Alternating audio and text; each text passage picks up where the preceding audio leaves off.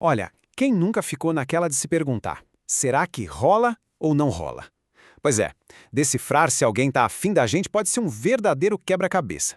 Mas e se eu te disser que tem gente que já mapeou isso? Hoje, a gente vai mergulhar numa análise que promete justamente isso: desvendar os sinais de interesse que muitas vezes passam batido bem na nossa frente. Logo de cara, a fonte que a gente está analisando já bota as cartas na mesa com dois perfis. De um lado tem o Jorge. Ele até vê os sinais, mas trava. Pensa que é coisa da cabeça dele, não faz nada e, anos depois, bate aquele arrependimento. Do outro lado, tem o Alfredo. Ele vê os mesmos sinais e pensa: opa, bola na área. E o que ele faz? Chama para sair, simples assim. A grande questão que fica no ar é: com qual desses dois perfis a gente mais se identifica no dia a dia? Beleza. Então, para a gente entender bem essa lógica, nosso papo vai passar por 4 pontos. Primeiro, a tal regra não dita. Depois, os 6 sinais que seriam a prova de fogo. Aí a gente vai ver qual é o verdadeiro obstáculo que impede a galera de agir. E, por fim, a escolha final entre coragem e arrependimento. Bora lá? Então, para começar, vamos entender a base de tudo, o que a fonte chama de a regra não dita. É entender isso aqui que vai fazer todo o resto fazer sentido. É o alicerce da coisa toda. A análise parte de uma pergunta que muita gente se faz. Ué, mas por que as mulheres simplesmente não chegam e falam o que querem? Por que não são mais diretas? E a resposta, segundo esse material, está muito ligada à nossa cultura. Aquela ideia, sabe, de que o papel de dar o primeiro passo, de tomar a iniciativa, ainda é, na maioria das vezes, esperado do homem. E para ilustrar isso, a fonte usa essa analogia que, olha, é sensacional. O pescador espera o peixe pular no colo dele? É exatamente isso. A ideia é que, culturalmente falando, o homem é o pescador. E os sinais que a mulher manda? Bom, eles são a isca, o convite, a luz verde para ele finalmente agir.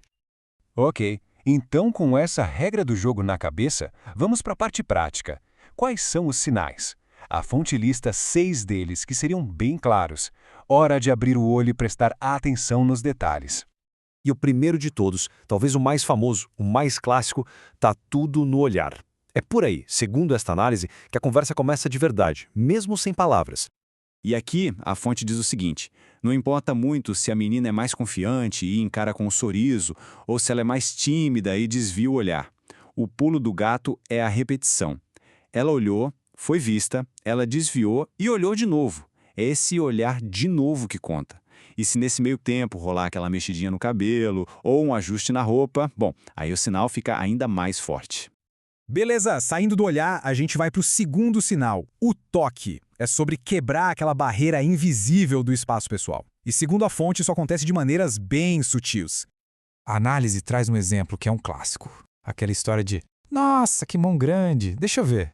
Parece só uma brincadeirinha, né? Mas é apontado como um jeito perfeito de criar uma desculpa para ter o primeiro contato físico para quebrar o gelo de vez. Mas não é só isso.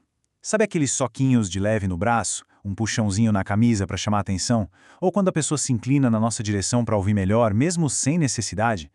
Tudo isso, de acordo com a fonte, são maneiras de diminuir a distância e mostrar conforto. São os detalhes que fazem a diferença. Agora, o terceiro sinal é um dos mais curiosos, porque ele não vem diretamente da pessoa interessada. Ele vem, na verdade, das amigas dela. Parece estranho, né? Mas faz todo sentido. Imagina a cena, a gente chega perto e as amigas dela começam a rir baixinho, a cochichar, a se cutucar. É isso. A fonte diz que as amigas são as maiores aliadas. Elas quase sempre sabem do interesse antes de todo mundo e acabam entregando ouro sem querer. É um sinal indireto, mas poderosíssimo. Muito bem, o quarto sinal é sobre sair do grupo. É quando rola aquela busca por um momento a sós, nem que seja por alguns segundos. E de acordo com a análise, a criatividade rola solta para isso acontecer.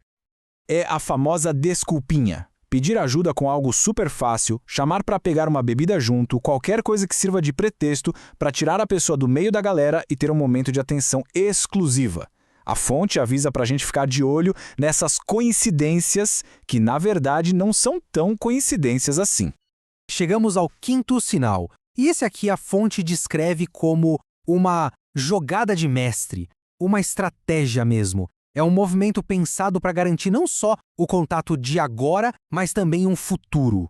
O exemplo clássico é pedir um casaco emprestado. Parece inocente, né? Ah, tô com frio, mas pensa na estratégia. No passo 1, ela pede o casaco. No passo 2, já cria um contato ali na hora, uma proximidade. E o mais importante, no passo 3, ela garante um segundo encontro, porque, afinal, vai ter que devolver o casaco. É ou não é uma jogada inteligente? E para fechar a lista, o sexto e último sinal nos leva para o mundo digital. Porque, hoje em dia, muita coisa acontece por mensagem. E as conversas online também entregam, e muito, o nível de interesse. Aqui a palavra-chave, segundo a fonte, é esforço.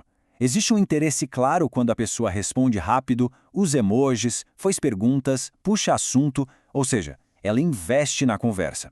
Agora, do outro lado, respostas que demoram horas, monossilábicas, aquele ok, beleza. Bom, isso também é um sinal, só que de desinteresse, né?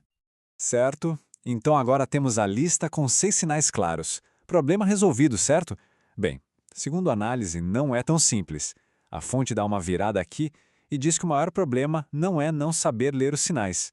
O verdadeiro obstáculo é outro. E esse obstáculo tem nome: crenças limitantes. Sabe aquela vozinha chata que fica na nossa cabeça dizendo: ah, não é possível que essa pessoa esteja afim de mim, tem algo errado, eu não sou bom o suficiente? Pois é essa autossabotagem, essa falta de confiança que muitas vezes paralisa, muito mais do que a dúvida sobre os sinais. Quem nunca passou por isso, né? E tudo isso nos joga direto no ponto final, no checkmate da questão. Uma escolha que todo mundo precisa fazer em algum momento. A escolha entre ter coragem ou conviver com o arrependimento. A fonte é bem direta nesse ponto, quase dura. A dor da rejeição passa, mas a dor do arrependimento por não ter tentado, por ter sido covarde, essa fica. Aquele "e se eu tivesse tentado" é um fantasma que pode assombrar por muito, muito tempo. É bem mais pesado do que um simples não. E aí que a análise fecha com uma provocação genial. Ela vira o jogo completamente e pergunta: e se o sinal mais importante de todos não for nenhum desses que a gente listou? E se o verdadeiro sinal verde for a própria coragem de agir? Talvez a peça que falta no quebra-cabeça não seja um sinal de fora, mas uma atitude de dentro. A fonte deixa essa reflexão no ar para a gente pensar.